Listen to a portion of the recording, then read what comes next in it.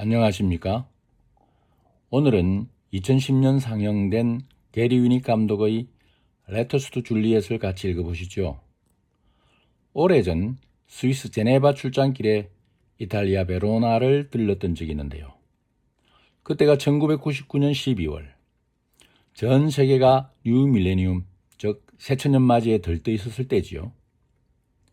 줄리엣의 집을 찾은 이유는 실제로 줄리엣에게 편지를 쓰는 여인들을 보고 싶어서였지요. 실존의 인물도 아닌 사람에게 그녀가 답을 줄 리도 없는 지극히 비현실적인 이야기가 21세기를 코앞에 두고 어떤 모습일지, 또 어떻게 바뀔 것인지 마지막으로 보고 싶었던 거지요. 어린 왕자는 그때 이메일이 일상이 되면 종이 편지를 쓰는 이 장면도 옛날 얘기가 되겠지 하고 생각했습니다. 그로부터 10년 후 영화 레터스 투 줄리엣이 나왔는데요. 오히려 더 많은 여성들이 줄리엣을 찾아 편지를 쓰는 장면에서 놀랐던 그 기억이 새삼 생생하게 떠오릅니다.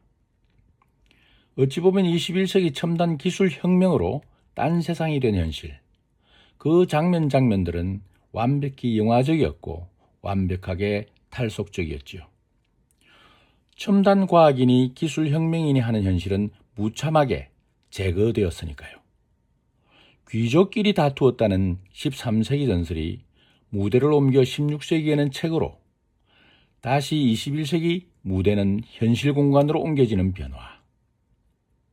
처음에는 귀족들 간 다툼에 주목했던 전설이었던 것이 그 당시 셰익스피어의 손에서 두 남녀의 비극적 사랑 이야기가 되고, 그것이 저마다의 운명적 사랑 이야기로 종이 편지 속에서 리플레이되는 생명력. 어린 왕자는 왜 그때 그 변화를 보지 못했을까요? 왜 사랑에는 운명이 숨쉰다는 것을 알지 못했을까요? 레터스 투 줄리엣. 어린 왕자는 이 영화를 매우 소중하게 생각했습니다. 이 영화가 없었다면 로미오와 줄리엣은 오로지 책 속에서, 연극 속에서 오래된 고전으로 만족해야 했겠지요. 레터스 투 줄리엣을 통해 수많은 로미오와 줄리엣이 새롭게 탄생할 수 있었던 것인데요.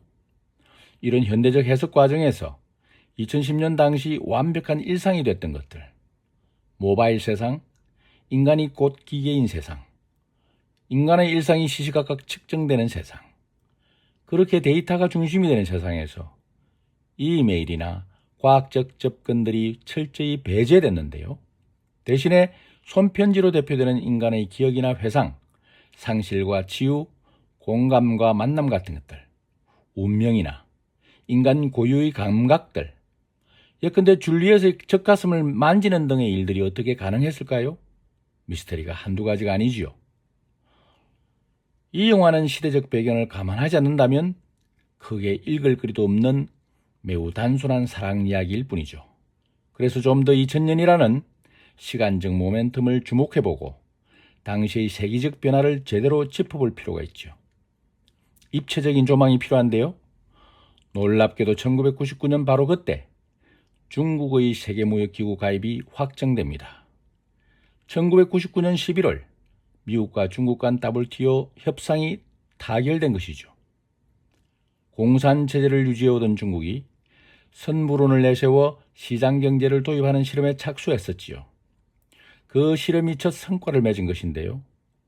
어린 왕자는 그것을 2000년 새 아침을 표현해낼 최고의 키워드로 보고 제네바로 떠났던 것이고요.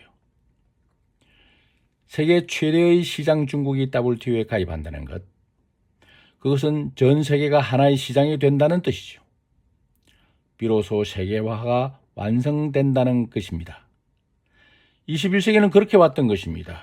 시간의 흐름만이 아니라 대단한 공간적 변화와 함께 말이죠. 21세기를 맞는 바로 그때의 이념과 인종, 가진 자와 못 가진 자, 지형학적 갈등 등 공간적 이해관계를 달리하는 세계 각국이 하나가 되고 하나의 질서를 구축하게 될 정도의 거대한 변화. 레터스 투 줄리엣은 이런 절대적 변화에서 자유로웠던 것인데요. 그것은 어떻게 가능했던 것일까요? 시작부터 개인적인 출장 이야기와 문명적 사유를 꺼낸 이유는 영화 레터스 투 줄리엣에서 당시의 혁명적 기술적 발전이나 물리적 질서가 아닌 인간들의 원초적이고 본능적 시선이 보였기 때문입니다. 시간적으로는 기술혁명, 즉 21세기라는 거부할 수 없는 새로운 시간에 대한 기대감이 전 세계를 휘감았지요. 공간적으로는 가상세계를 탐험하고 새로운 경험을 하기에 정신을 차리기 힘들 정도였고요. 우리는 대부분 21세기 첫 10년간을 그런 일들로 보냈지요. 그 과정에서 과학기술은 종교를 넘어 일종의 신앙적 차원에서 더욱 깊어지고 보편적 기준이 되었는데요. 그런 변화, 즉 과학기술적 세계관이 더 견고해졌던 그 시절, 이 영화 레터스트 줄리엣은 50년 전 사랑을 찾아 나선 할머니 클레오와 50년 만에 그녀를 만나 운명에 감사하는 할아버지 로렌조 바르톨리니와 결혼을 앞두고도 운명적 만남에 인생 전부를 거는 주인공 소피아와 그녀와의 만남을 운명으로 생각하는 할머니 손자 찰리에 이르기까지 온통 운명에 대해 이야기하고 있습니다. 그런가 하면 영화에는 관광객들이 줄리엣 동상의 젖가슴을 끊임없이 만지는데요. 그렇게 하면 운명적인 사랑이 이루어진다는 믿음 때문이죠. 우리로 치면 미신 또는 속설로 치부되어 진작에 트붓이 되었는데 말이죠. 한국에 그런 풍경이 있다면 엄청난 비난을 받았겠죠.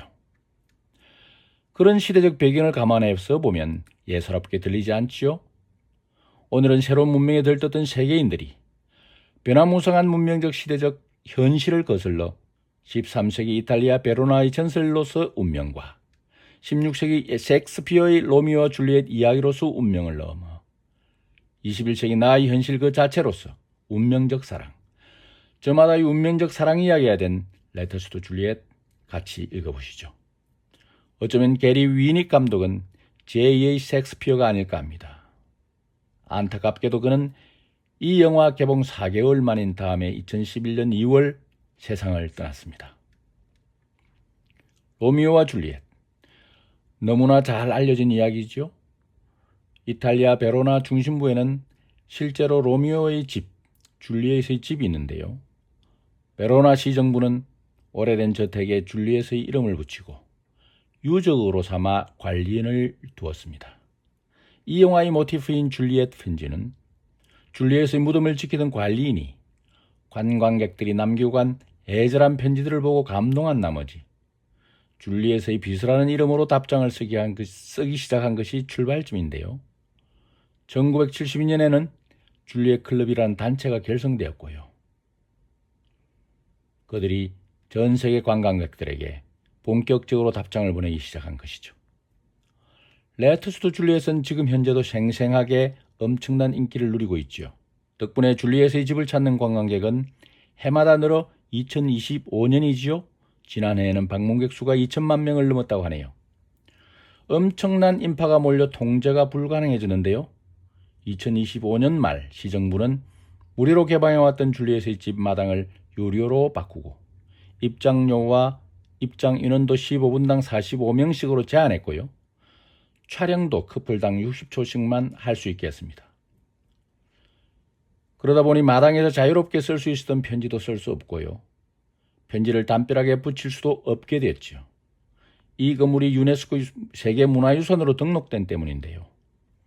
현장에는 빨간 우체동이 마련돼 이제는 줄리엣 비서들이 담벼락에서 편지를 걷어가는 모습은 볼 수 없습니다. 여전히 우표를 붙인 종이 편지를 보낸다면 베로나의 소인이 지킨 답장을 받을 수 있습니다.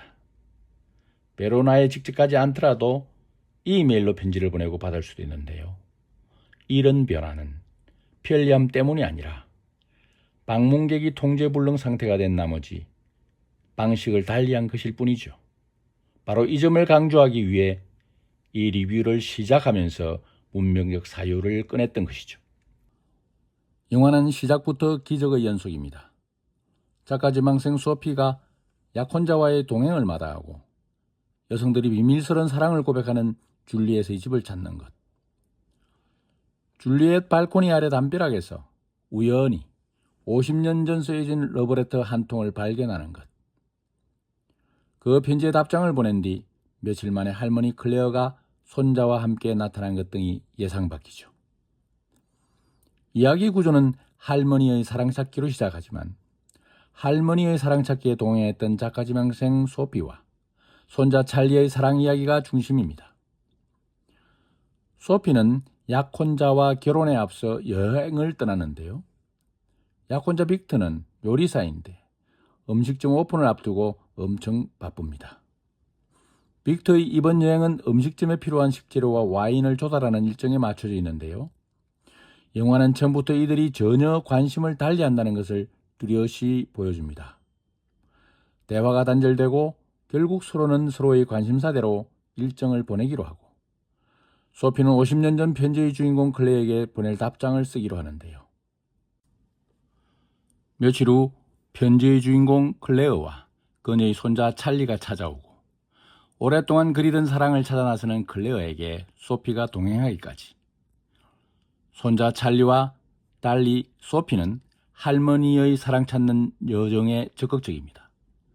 찰리는 그 할아버지를 주소도 없이 어떤 정보도 없이 어떻게 찾겠느냐는 지극히 현실적인 인물로, 소피는 클레어에게 찾아 나서라고 부추겼던 편지를 쓴 당사자로서 막연한 여정, 막연한 운명을 뒷받침하는 강력한 동력의 캐릭터지요. 현실과 막연함이 부딪히게 하면서도 50년 전에 헤어진 사람을 찾는 일이 벽에 부딪힐 때마다 포기하자는 찰리를 설득합니다. 그런데 이 영화가 정작 노리는 것이 소피와 찰리의 사랑이죠. 두 사람을 연결시키는 역할이 할머니 클레어이고요. 클레어는 참 지혜롭네요. 그것이 특히 찰리에게는 사랑이 담긴 것이면서 단호한 모습으로, 소피에게는 은근하면서도 그윽해서 두 사람을 격이 없게 하고 위기를 맞았을 때는 즉각 마음을 열게 해 화해시켜내는 바네사 레드그레이브의 눈빛, 표정, 말투 대단합니다. 그 덕분에 소피가 약혼자에게서 새로운 남자 찰리에게로 마음이 옮아가는데요. 그 운명적 변화를 쫓는 장면 연출이 압권이네요. 클레어는 엄마에게서 버림받은 소피의 상처를 알고 소피의 머리를 빗겨주는데요. 소피와 찰리 사이의 최대의 위기 상황에서 아침 일찍 소피를 찾아 상처난 마음을 달래내요. 그날 밤 별빛이 총총한 정원마당에 소피와 찰리 두 사람이 나란히 누워있고 소피가 조용히 시를 읊는데요. 어쩌면 소피가 찰리에게 사랑을 고백하는 순간인 셈이네요. Doubt though the stars are fire, doubt that the sun doth move, doubt truth to be liar, but never doubt I love. 소피가 첫 두 줄을 시작하자 찰리가 이어받아 나머지를 완성한 다음 두 사람은 사랑을 확인하듯이 깊이 키스하네요. 이 시는 셰익스피어의 또 다른 비극 햄릿에 등장하는데요. 햄릿이 사랑하는 오피리어에게 쓴 사랑을 고백하는 연시지요. 대강의 뜻은 세상의 절대적인 진리를 의심할지언정 나의 사랑만은 의심하지 말라는 것이죠. 클레어가 그 모습을 기다렸다는 듯이 슬쩍 엿보는 모습이 보이네요. 여행을 마치고 떠나는 소피를 잡으라고 클레어는 손자 찰리에게 소피를 뒤쫓으라고 재촉하는 모습. 그리고 결정적으로 클레어는 성대한 결혼식을 준비해 소피를 초대하는데요. 줄리엣의 답장이죠. 소피로부터 받았던 그 편지를 클레어가 읽습니다. 그 모습이 참으로 감동적이네요. 그것은 클레어가 소피에게 전하는 말이 되었네요. You need only the courage to follow your heart. 역설적이죠. 이 영화의 연출의 백미네요. If what you felt then was true love, then it's never too late. 소피에게 보내는 진심을 담은 클레어의 호소. 운명적 사랑의 용기를 내라는군요. 소피는 클레어에게, 클레어는 소피에게. 사랑은 세대를 뛰어넘어도 변함없는 것, 영원한 것이라는 캐캐 묵은 진실을 의미하게 하네요. 이미 세상을 떠났지만 제2의 셰익스피어로서 줄리엣을 영원히 살아있게 한 감독 게리 워닉 감사합니다. 소피 역을 맡아 애절한 사랑을 온몸으로 연기한 아만다 사이프리드. 너무나 예쁘고 사랑스럽고요. 찰리 역을 맡아 냉정하게 또 바보같이 손자의 본분에 철저해서 오히려 믿음직한 크리스토퍼 이건, 클레어 역을 맡아 원숙한 사랑의 조련사가 되어 새로운 사랑에 눈뜨게 한 바네사 레드그레이브, 모두 고맙습니다. 그라치에 데스티노. 감사합니다.